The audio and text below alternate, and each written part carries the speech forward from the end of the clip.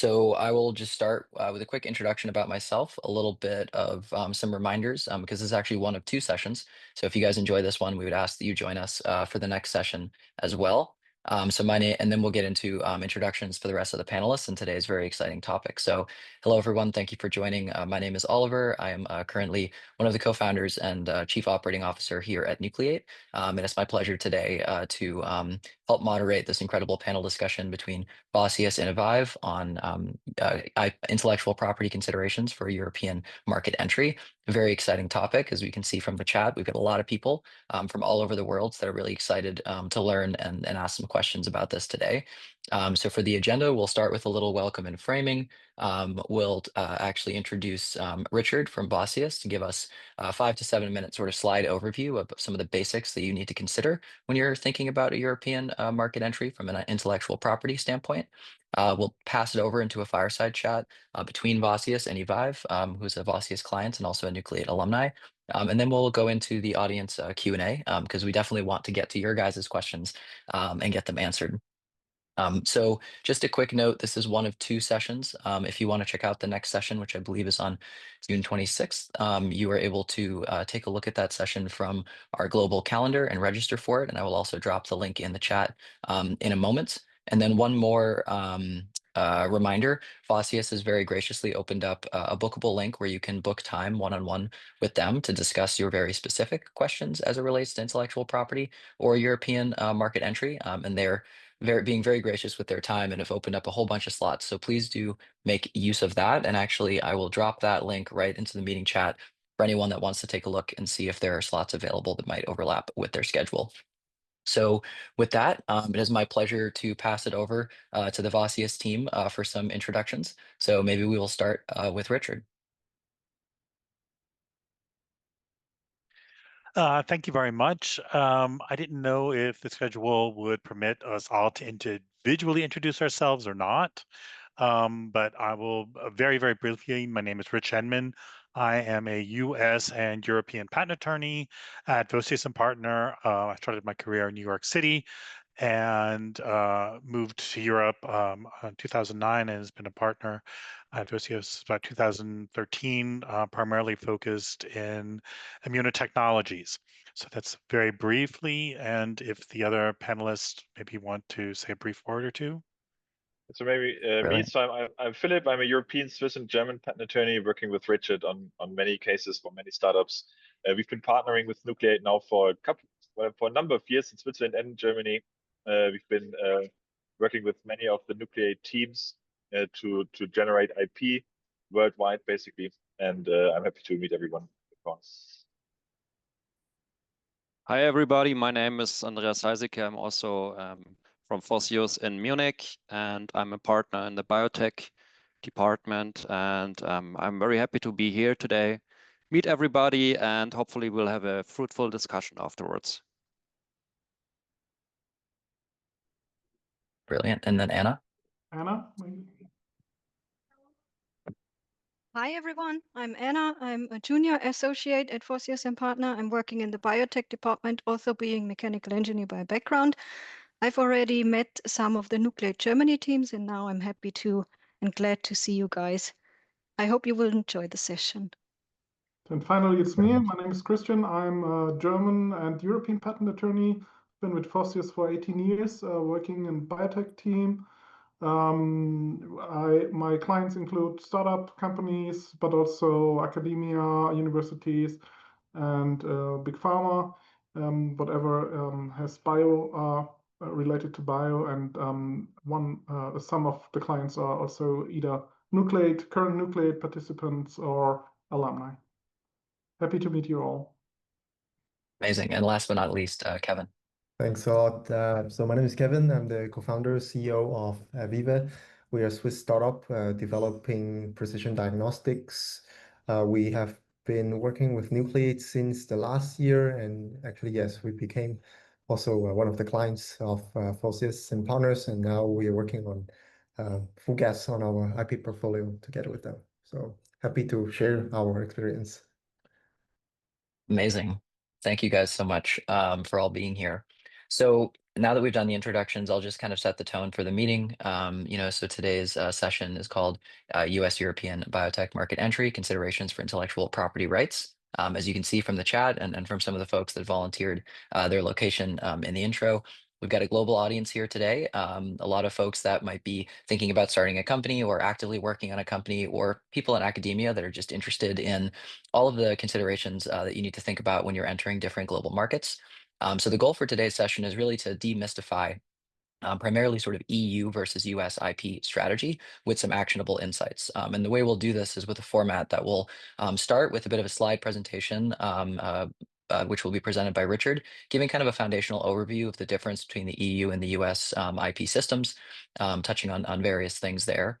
And then we'll go into a fireside chat where we're going to learn a little bit more from Kevin, hear about his journey, both through Nucleate and also with Vossius, as well as the technology he's working on and some of the key questions that he had to answer from an intellectual property standpoint when he was spinning out of the university and developing an intellectual property strategy for the EU.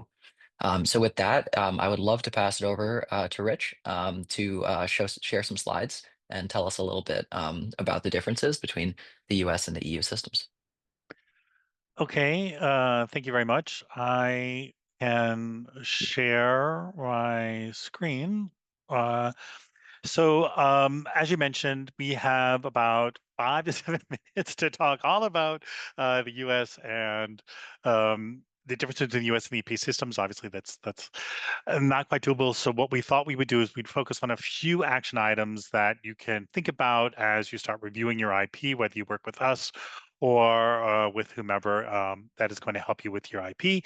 And we do recommend, obviously, using some professionals to do this because you can get yourself into problems if you do not. So we've talked about Vossius. We've worked with an international team, not only from Europe and America, but we also have representatives from Asian countries, China, Japan, Indian patent attorneys, so that we really attempt to offer a worldwide advice system. And we do actually have clients from throughout the world. And again, these are the panelists for today. And brief instructions, that's fine. This is the QR code link for that will put you to the page for setting up an appointment with one of us.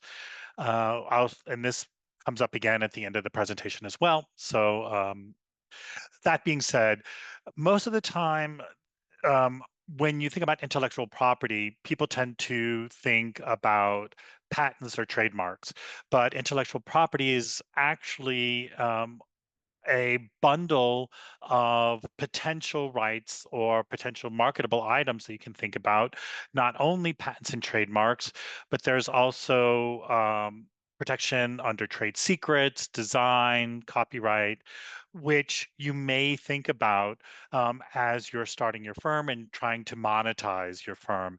So just because you might not have a patent yet, you might have something else that is worth protecting and that you may be able to monetize to help you in your journey. Again, in these bundle of rights, people can advise you on as you make your journey. What I'm going to be talking about today is primarily patents, because that's most of the time what people think about, and patents, and it's most of the time what people invest their, I guess, initial funds with to enable them to approach potential investors as having something sort of already in the sand and as a part of a marketing package. So when we're talking about patentability, and again, this is only just one small part of potential IP protections, patentability throughout the world is essentially the same. There are limitations for every single jurisdiction, but they all have certain patentable subject matter. Not everything is patentable throughout the world, but most you can find a jurisdiction that you can patent it, guaranteed. But the considerations are usually always the same. Once you get into patentable subject matter, you have to have an industrial applicability. That means it has to do something. You have to be able to show and demonstrate that you actually have an effect of what you want to patent.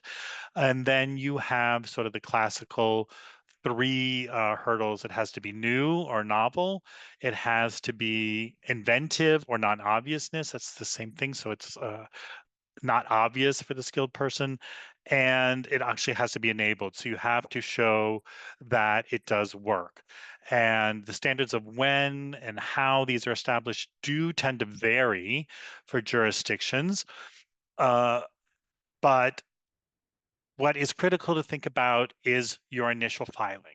Now, there is something called a priority filing, and I'm sure everybody's at sort of a different level of knowledge at the moment. But when you first file an application, for the most part, people file what's called a priority or a priority establishing application, and this really marks your line in the sand. Normally, this is done with very low official fees so that you don't have to invest a lot of money, at least in the official fee part about it.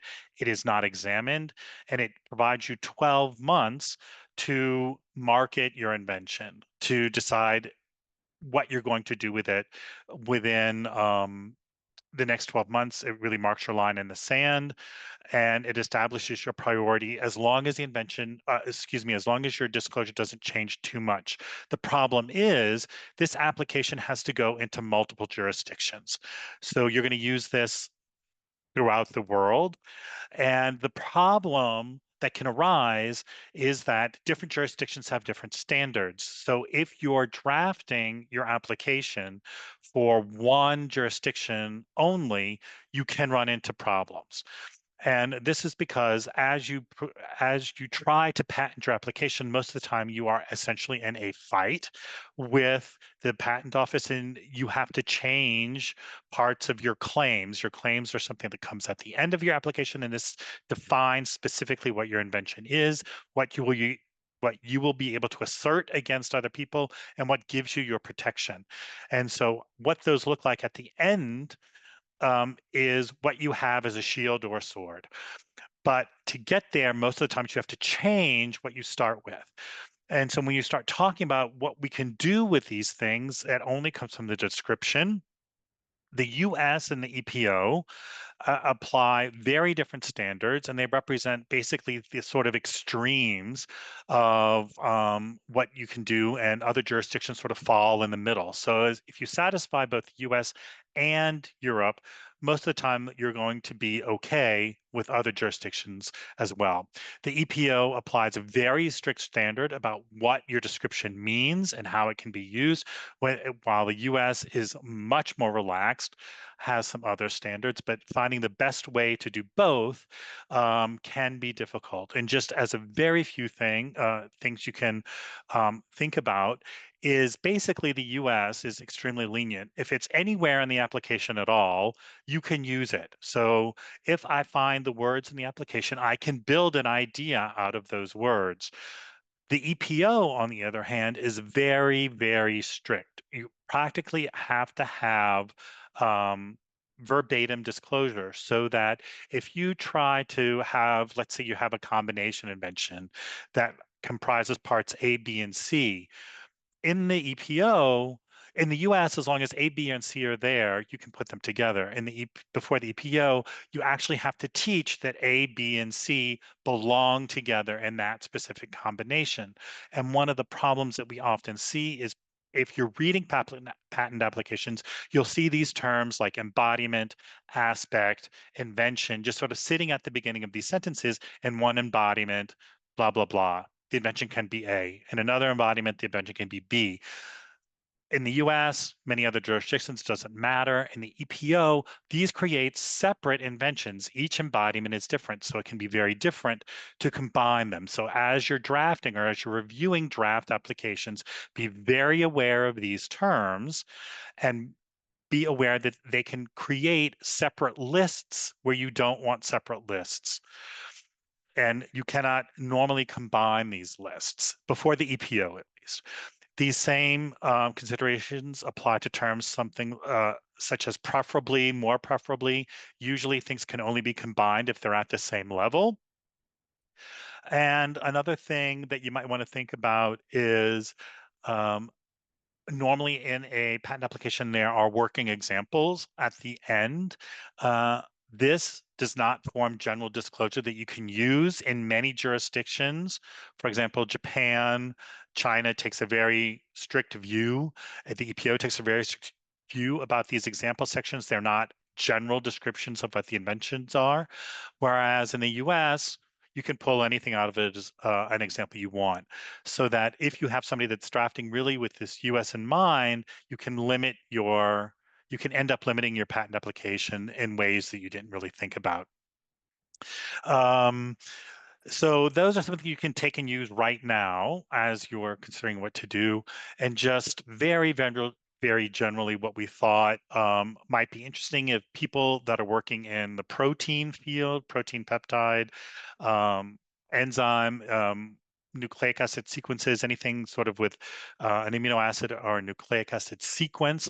The US has something rather unique called structural non-obviousness, that if your sequence is new, it is automatically inventive.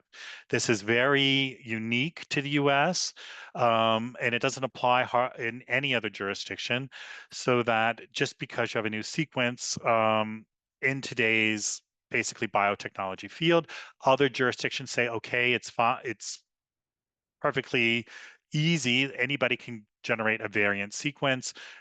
It has to be something special. So that you have to consider that in your application, that if you want to do a variant of a sequence, or your invention is a variant of something that already exists, you have to sort of explain why it's special, which isn't always the first thing that comes to mind for US drafting.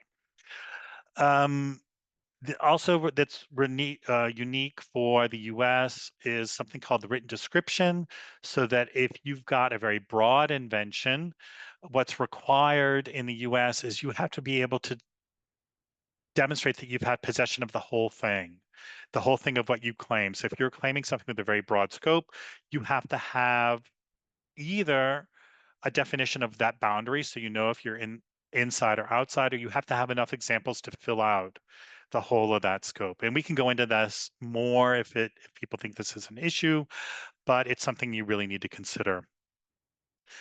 So it's a tip of the iceberg. There are many, many, many more considerations, obviously, that should be taken into account.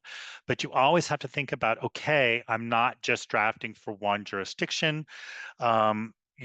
Filing strategy has to be in line with the global business plan. What we didn't mention is obviously disclosure requirements in most every jurisdiction. This is very important. If you disclose something publicly without an NDA, even at a presentation that was only attended by 4 people, that is a public filing, and you might have destroyed your chances to protect that piece of IP. A public disclosure is normally deadly for any kind of patent protection in all jurisdictions. Some jurisdictions have what's so-called safety provisions or grace period provisions, so that if you disclose something, you have a certain amount of time to file that in those jurisdictions without sort of shooting yourself in the foot. Most of the time, the longest one I'm aware of is a year, but many jurisdictions are much less, 6 months or less. So before you do anything, before you disclose anything, talk to a patent professional. So that's my 5-minute warp speed introduction to sort of patent differences, and we're happy to then start our conversations. Amazing. Thank you so much, Richard. And apologies there. My Wi-Fi just went out for a hot second. So I'm glad that the call came back and it didn't kick everyone off. I'm actually going to make one of you guys co-host just in case that happens again. But yeah, so unfortunately, I had written a great little draft summary of some of the points that you talked about, Richard, that I was going to put in the chat. But maybe before we go to the fireside chat, I'll just recap what I remember from that, because I think there were a couple of really important points there. So I guess starting in reverse, sort of in the US, when you have very broad claims, the written description is really important in terms of substantiating the boundaries of those claims or listing many different examples to define a scope. That is not necessarily the case for other countries. One of the first points that you made, and I think this is important for folks to hear on the call because they might be thinking like, oh, maybe I'm not entering Europe, but maybe I want to. And maybe right now I'm working in, the Asia Pacific region. Something that Richard said, I just want to hit on is that, very broadly, if you create a strategy that is going to cover the EU and the US, that gives you that strategy will be relevant and will hold not in every case, but for many countries, right? So if you had to pick two to craft a strategy around, you're going to get a lot of general sort of good advice from your legal counsel there about crafting a strategy that's likely going to hold up in many other countries. The other thing that was actually really interesting, and I didn't know this, was kind of the structural non-obviousness. So like thinking about in the US, very easy to patent things based on novel sequence. In the EU, you're going to need to show that there's probably some sort of functional difference of that novel sequence or some implication. The novel sequence itself is not relevant enough. Sorry, there were two other really great points that you made, Richard, and I wish the draft hadn't kicked out there. But I guess any other brief takeaways that you want to add for the group, just as quick reminders and recaps of some of the most important things that you mentioned there. I think the most important thing is, and some people have a misconception, and we've come up with this, is people think that you have a priority application, you file your application, and then you have a year to decide basically if you want to turn this into something that's going to be examined.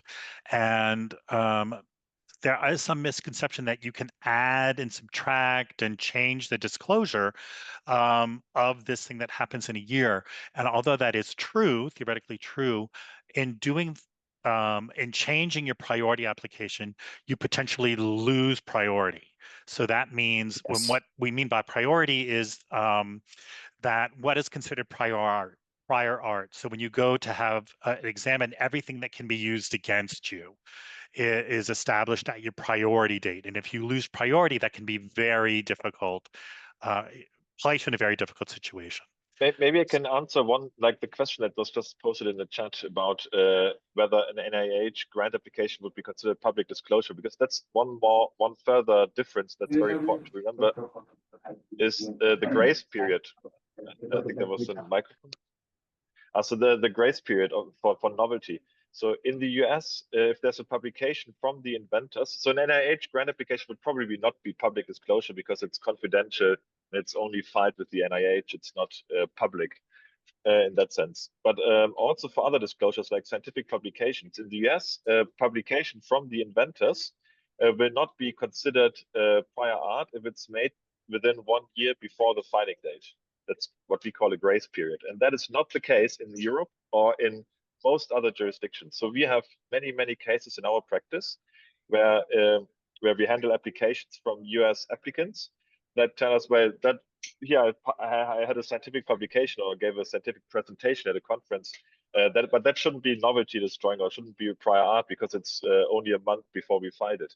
But so that's, for us, that's irrelevant. Everything that's in the public domain before the filing date is prior art. There's no exceptions. And that's something that can really be highly relevant for patentability in all other jurisdictions outside of the US.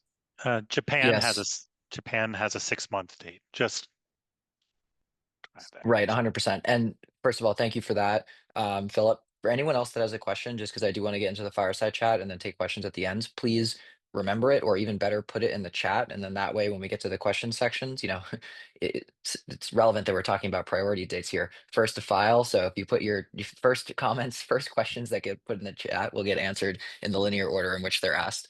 But yeah, just want to loop back to something that Philip said there. I think even for the US, and this is something that I always tell people, prior art is everything that has ever existed in the world, right? Even technically a disclosure to your family. Like, I mean, again, there's no record of that, but like if there's a record and if you're at a conference, that is certainly public disclosure. And even though you may have some flexibility in the US, don't play games with your intellectual property rights. Like just always file first before you disclose. And just to loop back to what Richard said around the priority date.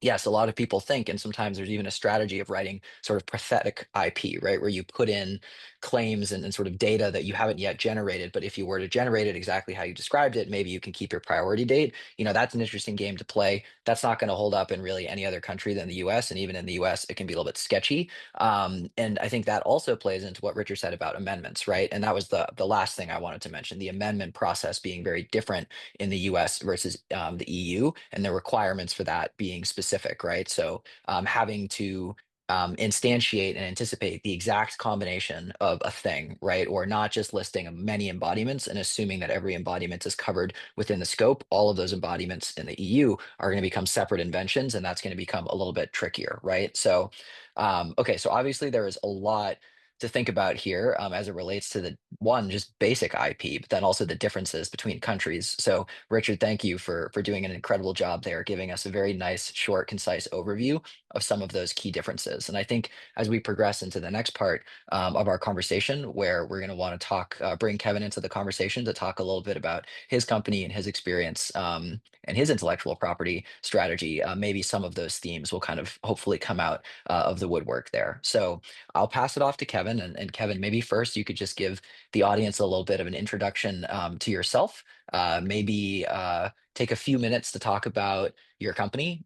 What is the science that you're pushing forward? Where did that idea come from? And then I've got some follow-up questions as well to talk specifically about the intellectual property side. Indeed, my pleasure. So my name is Kevin. I'm the co-founder, CEO of Eviive.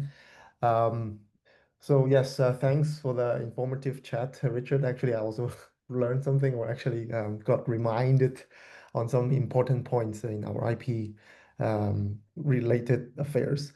So yes, the science we are pushing. I'm an immunologist by training. So throughout my master's PhD career, I was trying to understand how our immune system talk to each other. So in a nutshell, the intercell communication between our immune cells. So we are trying to understand this phenotype through something called extracellular vesicles. So we can think of them as like WhatsApp communication system between different cells in our body, exclusively living and growing cells. And throughout my PhD, I had the chance to look at these extracellular vesicles. They are liquid biopsy-based biomarkers in COVID patients. And from there, we could perform several key experiments or proof of concept studies to try to use these extracellular vesicles as a predictive biomarkers, immune response monitoring biomarkers. And from there onwards, we take one step back, go back to where we focus the most, B-cell lymphoma.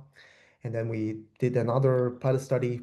We could also see a pretty promising avenue of understanding why certain patients do not respond to standard of care rituximab treatment.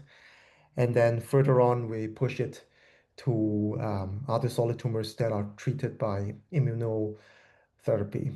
So that's where our main focus is, where you see histology tests, tumor mutational burden are falling short, and we are trying to harness the potential of these liquid biopsy derived extracellular vesicles to try to really read how our immune system and the tumor is interacting to each other almost at a real-time status, and try to basically provide a new tool, a better tool for immunotherapy, treatment guidance, as well as monitoring. I hope Amazing. that's And maybe you could talk a little bit for a second about sort of how you met your founding team, sort of how you discovered Nucleate, your experience with Nucleate, and then I guess how you got introduced to the awesome team over at Vossius. for sure, for sure. So the founding team is myself and my former professor, Richard, who unfortunately um, cannot be here today. But yes, today basically we developed the whole technology or science together. I was his master student actually 10 years ago. And then we look at these extracellular vesicles as a very like crazy no man's land really back then. And we really did it step by step through my master's, PhD, and then my postdoc. And with Nucleate, actually, it was last year where I actually met one of the Nucleate members in the Italy region, where he was actually, we're going to the same church. And then he knew I was interested in this startup kind of environment, and then he introduced Nucleate to me. And actually through Nucleate, I think IP, of course, is very like cherry on the top, like really the highlight of the whole program for us to fine tune our IP strategy, which is extremely, extremely important. I cannot highlight, like really stress enough how important it is for the company development, but also for fundraising. I mean, that's something I think every startup is trying to secure. So without solid IP strategy, forget about any funds, big or small, forget it. So also as well as the product development. So with the right IP strategy, actually, you can be way more focused. You can be way more informed on kind of what direction you have to pursue, how your product has to look like at the end, and actually save us a lot of time in distractions. In this I can do, that I can do with my platform, but with a clear IP strategy, actually it forces you to focus. And yeah, with Vossius, we actually met Philip in person last year in April in one of the Nucleates workshop in Basel, where it was actually, I have to say, it was way more than I expected. I expected to be like a lecture, you hear something, and then you go home and do your homework. But actually, it was way more interactive. We actually almost have, I think, more than 1.5 hours one-on-one discussion on how exactly we are trying to develop the startup, what the product we are trying to pursue, what kind of revenue streams exactly. We also touched upon that because that's also closely related to our IP strategy at the end. So yeah, that's basically how we got started with Philip, and he was also extremely helpful beyond IP. Something I think any university spin-off would have to face as well is your tech transfer issues or affairs with your host university if your technology is being developed in an academic institution. In our case, it was a little bit not as straightforward. So our team, Richard, he was a former professor in the university, then he left, and this kind of combination mixture kind of make the IP whole licensing tech transfer process even more complicated than it should. And Philip was super helpful in providing his experience with other customers, clients, and also tailor fitting our case with this kind of tech transfer guidance. So that's, yeah, in a nutshell, what we gain from this whole package of nucleates with Vossius. Amazing. So yeah, it's great that you talked about the licensing because I think that's something I was sort of my next question that I wanted to touch on. I know that for you guys, not unusual situation, one co-founder left before the other, right? So you were out of the university, Richard was still in the university, you were trying to license the IP. I think anyone here who's ever tried to license IP from a university can resonate, no matter what country you're in, no matter what university it is, it always seems to be extremely difficult, time consuming, and more frustrating than it needs to be.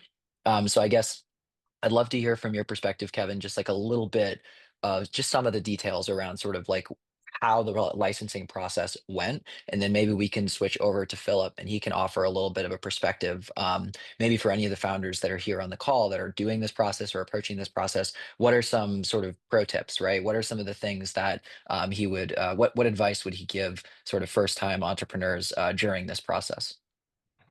Of course, of course. So I'll share my own experience. So basically, I think in many cases, also in our case, we always have to actually keep in mind, especially if we're a university spin-off. I mean, there's no way you can really get away from the university by not sparing anything with them at all. So I think that's something we actually learn, and this is something we have to embrace. But I think the key point in this tech transfer process is that really talk to experts, I would say, like Philip and the Vossius team, who really has extensive experience in doing this kind of transition. The really tangible part we see is that they can really see spot on which part of your whole IP package uh, can be spared or okay to be spared without detrimental effect on uh, um, on the attractiveness of our case to investors, future investors, because I mean, investors, the first thing they look at is your patent, your IP, who owns that, what percentage. So with Vossius, we really benefit from really like dissecting the whole IP portfolio in a very fragmented, granular way to know, okay, which part we can spare at what percentage and which part we have to really fight and negotiate with your tech transfer office. And that's something we really, at least in our case, we never thought about that. You can do things in a certain way. I would have to say Philip is really knowledgeable and can be creative also in combining these two elements and helping us on these situations. Amazing. And yeah, passing it over to Philip for a second. And obviously, it can be difficult to give generalized advice because people are coming out of different countries, different universities, different technologies. But if you had to give some advice, generic advice to sort of an early stage founder that's thinking about approaching this licensing process, what would you say? Yeah, so what I think is what we cannot do at Vossius or any other law firm is changing the law, right? So inventorship follows ownership follows inventorship, meaning that whatever you invent at the university usually belongs to the university if you're a university employee. But what is I think careful to look at, and that's what we've done for Eviive, but also for other clients, is what has actually been invented at the time that you spent at the university. Meaning that, of course, you can draft from a fundamental research project. You can draft a patent application that covers everything and everything that will be done in the future, including treatment options, treatment regimens, dosages, combination treatments, and all that. Or you just look at what has actually been done, what has been we call it reduced to practice at university, or what then could at least be argued that it was only done later while you were already at this startup employee or a startup founder, meaning that everything you then did as a startup, so the reduction to practice of, for example, a medical treatment, could be argued to belong to the startup rather than university, because that's far more than what you initially done while you were at the university. So to really look into the details of what has been done experimentally, what has been reduced to practice, and what hasn't, is, I think, very important to draft a proper IP strategy that also differentiates between what rightfully belongs to the university and what should belong to the startup. And that can help, of course, in licensing negotiations with them. If you tell them, well, yeah, we have done the fundamental research while we were at university, that's what was tax money funded by NIH or someone else, for example. So you have a right to that part of the invention, but you don't have a right to the invention that we made as a startup, which is the first time reduction to practice of a medical treatment, for example, because that simply wasn't there while we were at the university. So that's requires a lot of insight into like science and all this. So we have technical experts for that, and I think that's what Kevin means when he says that we looked into all the details and we're very science driven. Amazing. And actually, I think just to end, the question I'd like to end on is actually a question posed by Joseph in the chat, which I think is also very relevant to Kevin's technology. So his question was, well, I will, okay, so when developing a novel sensor with the primary sensing mode that could later be adapted for multiple modalities, what is a strategic IP approach, particularly regarding the trade-off between filing a provisional patent early and being locked into that initial scope and claims versus preserving flexibility for broader claims in future filings? So to relate this to your technology platform, Kevin, obviously you're going after a particular indication or a particular space, RE immune sensing. But if you think about the technology you've developed to look at extracellular vesicles, there's a lot of ways that those could be applied for diagnostics in many other areas as well, and maybe even from different cell types, that aren't related to the immune system. So when you were crafting your strategy, how did you think about putting together an IP portfolio that was going to give you very strong protection, obviously, in the things that you were sort of focused on, but not necessarily limit sort of a future entry for your company if you had to pivot or expanded that indication selection into a different area? Thanks for the question. Actually, I think Philip would be the better one to answer, but I can share a little bit of my thoughts. So Sir? from our end, it would be mostly actually, we have to think from where do you see this whole product has the most value. So if you try to prioritize the area you think that would give you the most value? Is it like that one assay for that indication with application X, or is it like the whole workflow? You can do so many things. And then you also have to think about at the end where you want to bring it. Is it like an assay, or is it you want to sell this whole platform to, I don't know, pharma XYZ? So with that kind of considerations in mind, I think it would help you to try to narrow your focus, which to go after first. And also keep in mind, also, I think Richard and Philip mentioned different jurisdictions. I mean, I think in Europe, it's getting more and more challenging to file a broad patent, if I understood correctly. But yes, I think I should leave the floor to Philip to Yeah, explain on that. I mean that's probably one of the most important strategic considerations, right? When to file, when is the right time to file. Now, as a startup company, the problem is that you have only one shot. So this is your invention. This is your like the business you're trying to work in, and if the application is filed too late and there's prior art, then you're done basically. So my advice, like very generic, of course, advice to a startup would be to file rather early. While a big pharma company could probably wait for another year or so and file only then, because if that project for them doesn't work, then they have 10 or dozens of others.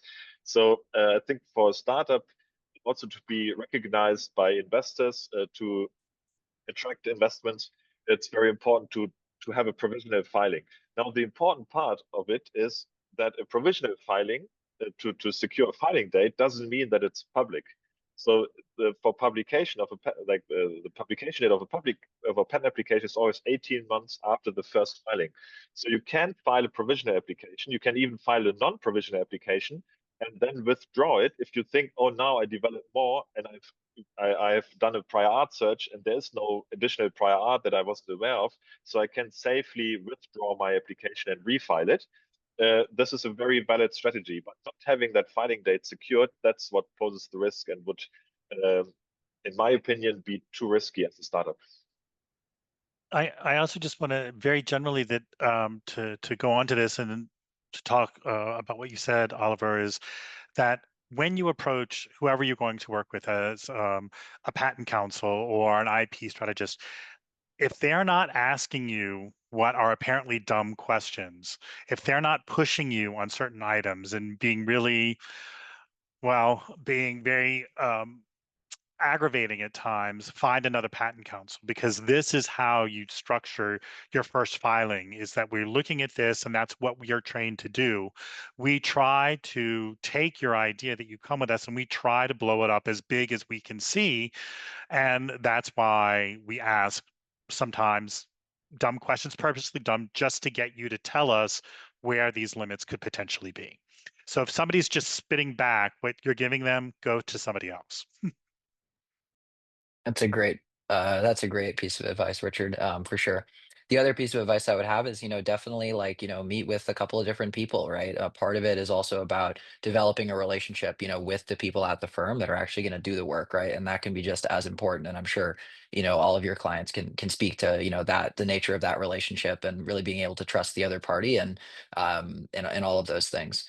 But yeah, okay, so we've got some more questions in the chat. I just want to make sure we get to before we open it up. So there was a question from Maria on protecting digital therapeutics in terms of the digital technology can itself be patentable. And Richard gave a chat response, but he said we could maybe discuss more in the chat or during the discussion. So I'll just pass it off to him. Richard, if you want to add a little bit more color there and maybe even just give people a brief difference of, when might be better to do a trade secret versus an actual filing.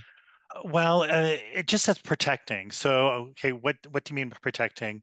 So, if we're just talking about software, that if your invention lies just in the software itself, the normal kind of protection is going to have to be trade secret, and this is what I put in the chat, because if you were to try to do a copyright or a patent, you have to disclose it, right? And so if you disclose your program, anybody else can use it, and it's very difficult to try to go after it at that point, or it might be lost. And the other things you need to think about is software changes so fast that it's normally not worth trying to protect with a copyright or a patent, because by the time you would get either one of those through, the software is now irrelevant, or maybe nobody's using that anymore at all.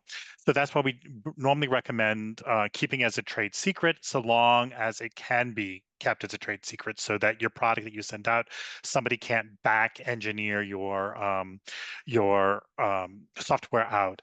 And she also mentioned AI. I will say that Philip and Christian are AI experts, but that they can basically, in a nutshell, AI in itself is not going to make or break your invention.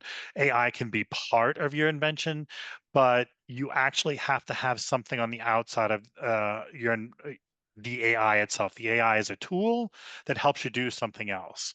If everything is happening with the AI, it's within the AI itself, that's normally not an invention. Great answer. And we'll loop back to the AI thing because there's another very important question in the chat as it relates to AI and disclosure that I'm very curious to hear the answer of. But just to loop back and to what Richard said there, I think, that all of those considerations also speak to sort of the value of the patent across different industries. And I think, a major theme, running through this discussion and really every discussion for anyone that's out there trying to start a biotech company is just the foundational importance of the IP to the value of the company. Right. And there, when you think about why that's so important, it's because in the biotech market, if you have a drug that's going to go to the clinic, you're going to need to disclose that structure. Like the FDA or whatever regulatory body is not just going to let you put something in someone. You just say, oh, it's a trade secret, right? So at the end of the day, that will have to be public, which means the patent as a way to enforce is extremely relevant. And then as it relates to, okay, well, when it comes to software, why is it harder to enforce? Well, one, as Richard said, software moves much faster, but two, the enforcement, right? There's no regulatory body out there that software has to pass through in order to get approval, but there is for medicines. And so that's where in the biotech industry, the value of the patent and intellectual property is extremely foundational. And getting it right is really important. Going to be really important for your investors, going to be important for your customers, your patients, and really important for you as the founder. So Anosh had a great question regarding disclosure. Would it be considered public disclosure if we uploaded our structures, proteins, or small molecules to an AI model like ChatGPT to make predictions? That is a very good question.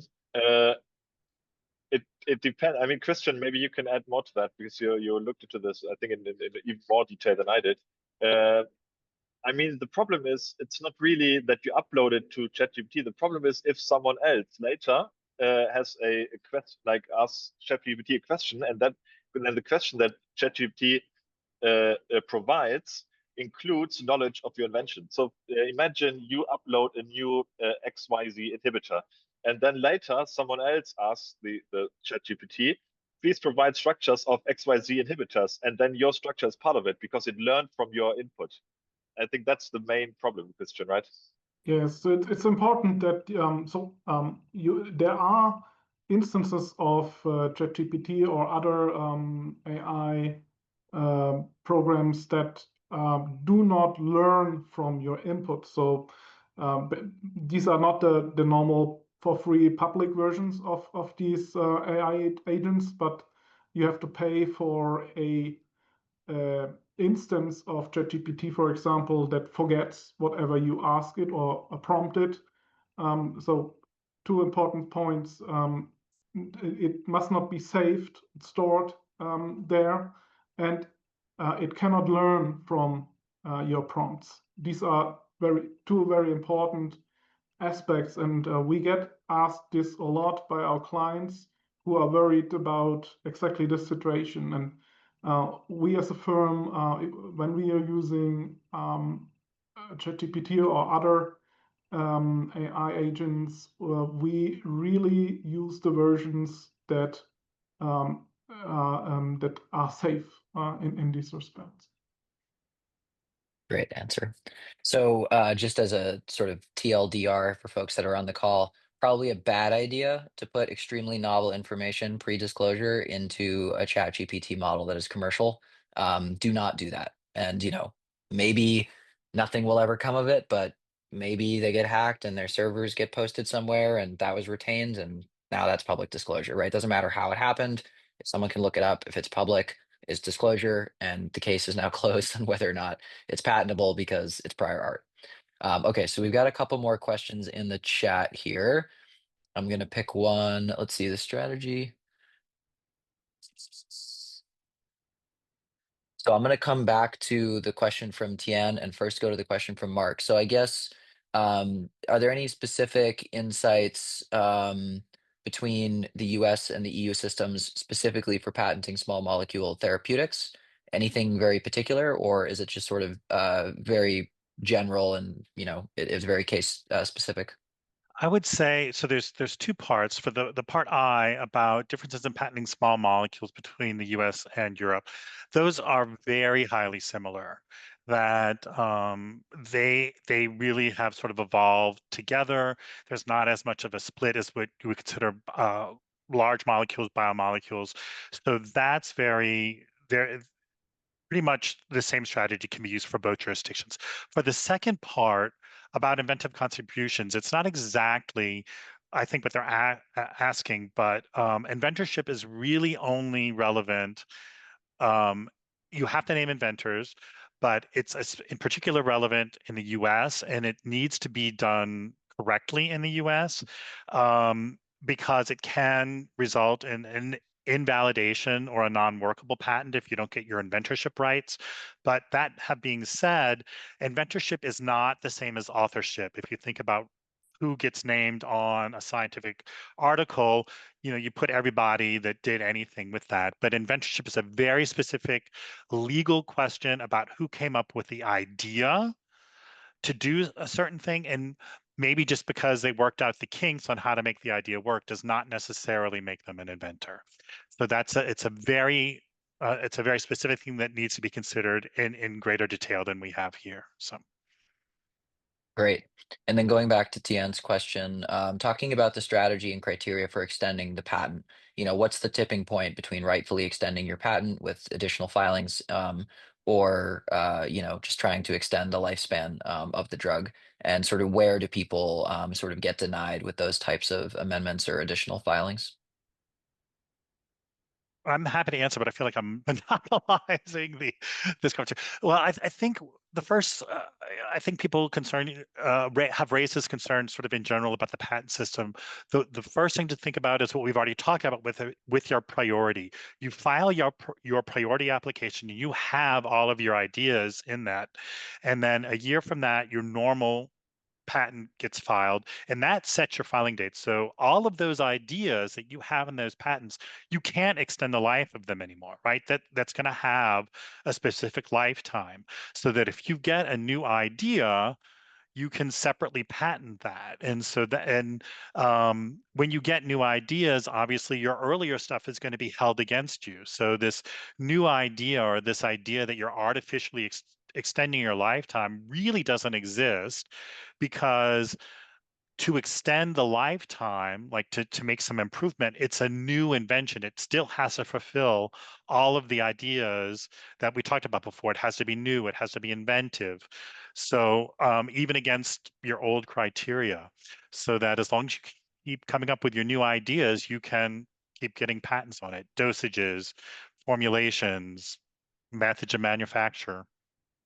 So I think in general, you can say you start with a very broad one, covering your compounds, and then you get narrower and narrower, including formulation patents that include your compound plus the formulation, or a treatment regimen like dosages and so and things like that, or a new indication that you want to treat using your compound. So you get narrower and narrower, but as long as you stay within the scope of your business. So as long as the patents that you file out later still cover your business, because then you learn more about the indication that you want to treat, because you will get medical approval for it and so on. Those secondary tertiary patents still cover essentially all of your business. So they're as valuable as your initial filings.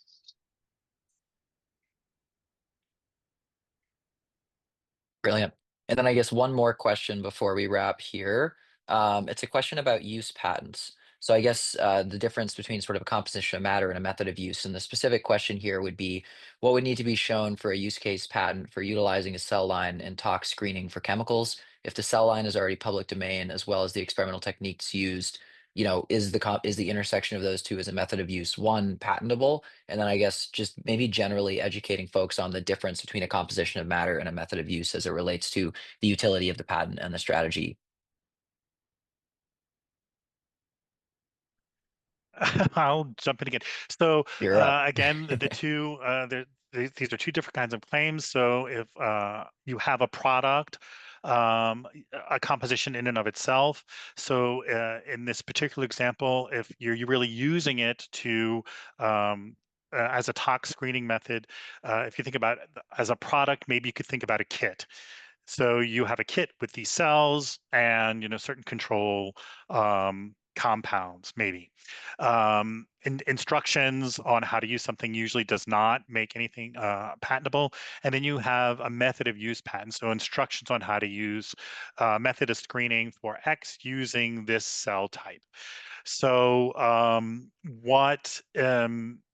what needs to happen is, so, okay, if the cells are already in the public domain, then you have to ask yourself, okay, is it obvious to use these cells to screen for this particular compound? And that is, whether that answer comes out yes or no depends on if you can patent it. But just because something's in the public domain doesn't mean that it's gone as patentable subject matter for use. I'm not sure if I answered that question, but that's some of my Great. initial thoughts. Nice. Maybe Awesome. Well, maybe thank you one thing. guys. Maybe Go one ahead, thing, Philip. Oliver, before you close the session. So the four of us, Christian, Andy, Rich, and I, we will be at Bio next week. So in addition to booking an online meeting with us, you can also meet us in person. Just shoot us an email if you're there and if you want to discuss during Bio.